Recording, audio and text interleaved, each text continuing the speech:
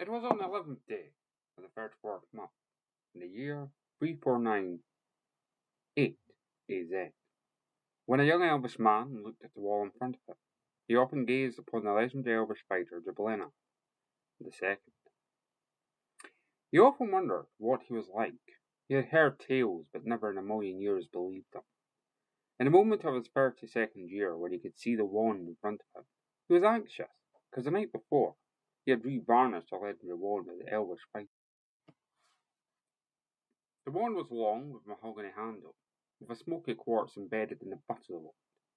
He could see the darkness fill the sky, the dragoons flying high in the sky. The only thing he could hear was a silence that echoes of the forgotten souls that walked the earth on the occasions of the Sabbath nights. He looked at the mahogany box. It was written in University of Black language, with the words Drahalant beside her. He gazed upon the dark box. Underneath the Tenno, and upon the dark box with excitement. He had been forged in the runes of Redden Tower, now a husk of stone that was coloured black, the bars of the dungeons twisted in rusted copper and silver shards. He was also excited about the power it may hold. Footsteps could be heard behind him.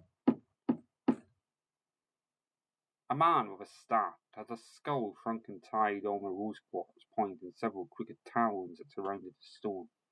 Sir, the wand must be opened in the privacy of your room, Elvish Elder Gramp exclaimed. He looked at him in confusion and scuttled to his door. There was a black oak with rusted knocker and a rusted handle.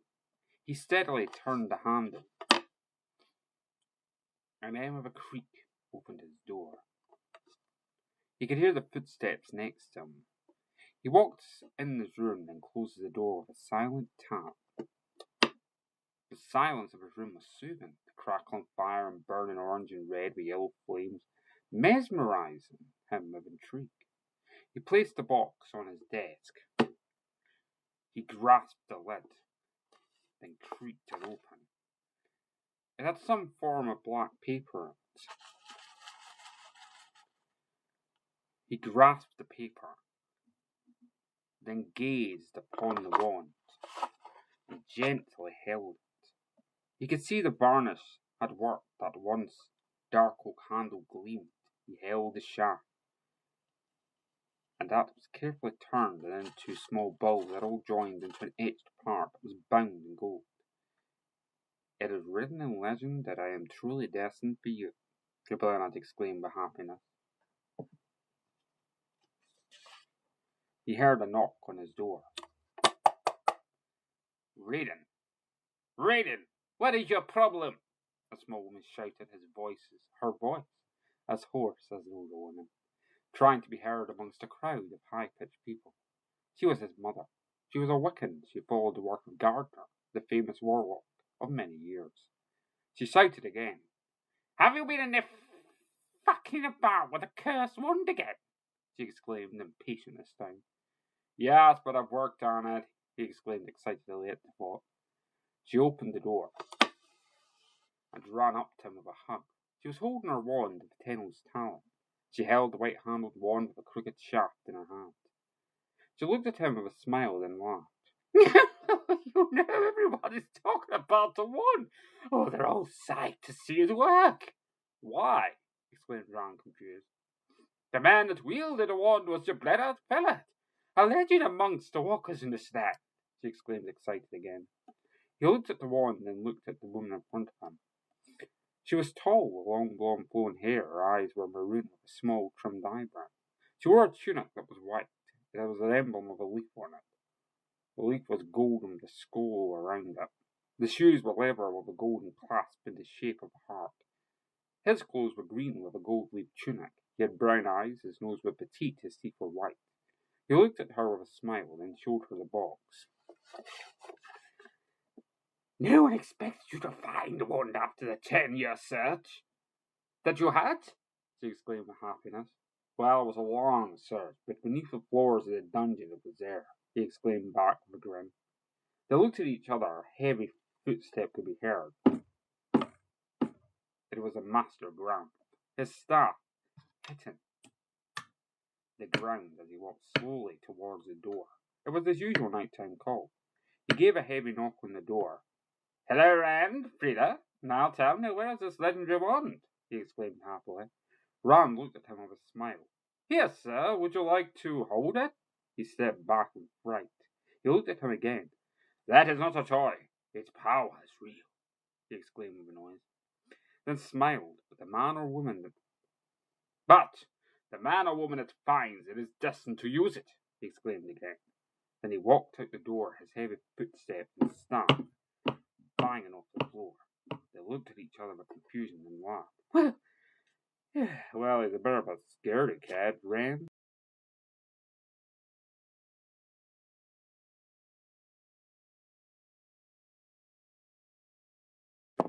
The moment of realization.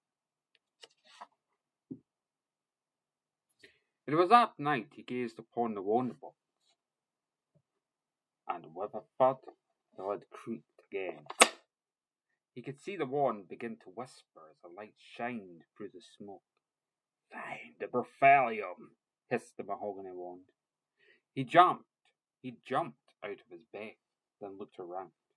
He was standing there with his night trousers on. His body was slim with a hint of healthy weight. He was a mixed elvish man. He looked at the back of his door, then pulled out his nightgown, then walked to his door. He grasped the handle. He then turned the handle. He looked ahead, then pulled the door open, then walked out of his room, then directly to the front of the elvish hut. He grasped the handle, then pulled the door open. He looked at the night ahead of him. The sky was pitch black, with only the pale waxing moon shining down on him. He could hear the sounds of birds tweeting in the night. The elf looked at the horizons and noticed the voice had returned. "Find me in Mel's hut," the voice hissed. He wondered for a few hours, then looked at the rune that was Mel's hut. The rune was near enough gone. He could remember meeting a man with a son called Rangan, whom was the son of the elf he once knew. He was part of a group trying to resurrect Resin the Fat, but all failed. The main reason he could not hear the words after he was slain by the feudal guard leftovers that died among the older order. He distinctly remembers the pair being very special, but the fact that Rangan could not speak was why. He was a survivor, but seldom seen after the death of his father. They were like the spitting image of each other, but as time went on, they could not be seen again. The reason was unknown for his swift but mysterious disappearance. He looked at the skyline. He had been walking for 3 hours now. He had reached the hut, this time close as he could get. He dropped to his knee, then started to rummage around the ruin's floor. He lifted the board that echoed the sounds of rotten wood and squelched when he lifted the board. He placed a white hand under the gap and searched around. He could feel a bony feeling piece. He lifted the piece from the space and lifted it to his head. He looked at it and smiled, but this time he was not happy. He wondered what it was. He tried to adjust to the piece, but his eyes were squinting. He searched his pockets and pulled out a pair of glasses. He placed them on his head, then looked at the bone again. Could this be the fragment of an older wand to Mela? He silently whispered. He placed it in his pocket. The piece was as slender with a hollowed-out hole that was big enough for the shaft. He placed his hand on the ground again, then felt a large book. He pulled out the book, then looked at it with interest. He could make out the golden threads around the centre image of a skull with wings and the book had silver tassel that hung down. He grasped the book tightly with his hands, then walked to the elvish settlement. The night was long and drawn darker, the flames yellow and red from the dragoons high in the sky. He could always remember the stories from the elders that the cursed Redden's wand was always been rumoured to have survived the war. But this was the case in many ways, with the wand being the darkest of Reddens, the first man to take the throne in the land. But then again, he always laughed at the thought of a dark legend returning from the dead. This was not alien to him, though. as he once swore that he had met Jablenat. In the times with the Ice Age survivors, this was somewhat the harder one for him to come to terms with, as he thought he knew the person in question. Sometimes the message read the same. I am the last in a line, but then again, his father was also called Jablenat. But then again, why would he be that? It was the same thought running through his head. The midnight air was somewhat annoying to Jablenat, as he sometimes looked at the way he had unfolded the movement. Then the walk was dragging on. His legs were starting to tell him to take a break. But this time he was running low on ideas what he could do with the book. Tell the elvish elder he found from the Bethlehem, or just keep it to himself. This was not an easy thing for Rand, as he could see the lights of his room. He forgot to blow out the candle. He could see the flames create a shadow. It was an odd shadow. The way it looked was crippled, almost gone. He swore it was Jablenad before he was destroyed by the Bethlehem curse he placed on himself. This was somewhat the reason they were forbidden to talk about the war prior, as this was the case with most of Reddens at the time. But then again, why would a shadow strike him as sudden? The flame slowly flicked as it was dancing, and the shadow just jumping like a genie that would grant wishes.